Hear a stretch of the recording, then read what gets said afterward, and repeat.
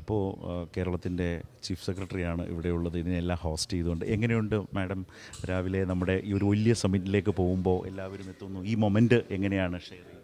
വളരെ പ്രധാനപ്പെട്ട നിമിഷമാണല്ലോ കേരളത്തിനെ സംബന്ധിച്ചിടത്തോളം.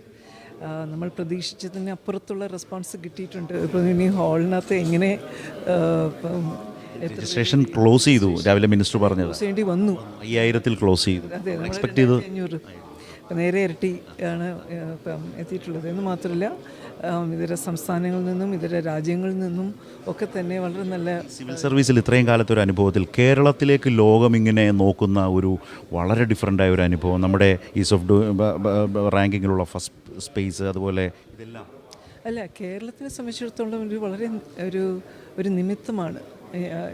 എന്തുകൊണ്ട് നിമിത്തം എന്ന് പറഞ്ഞാൽ ഈസ് ഓഫ് ഡൂയിങ് ബിസിനസ്സിൽ നമ്മൾ ടോപ്പ് ചെയ്യുന്നു. അതോടൊപ്പം തന്നെ വിഴിഞ്ഞം പോർട്ട് അതിൻ്റെ ഫുൾ പൊട്ടൻഷ്യൽ എന്താണ് എന്നുള്ളത് ലോകത്തിന് മുമ്പ് നമുക്ക് റിവീൽ ചെയ്യാനായിട്ട് നമ്മളതിന് ഫുൾ പ്രിപ്പയർഡാണ്.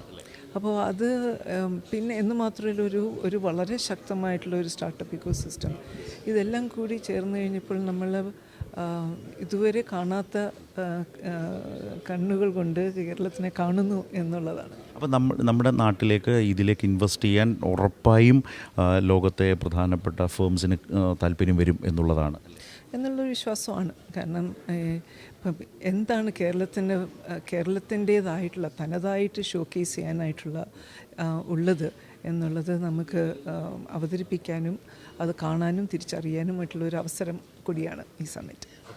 All the best.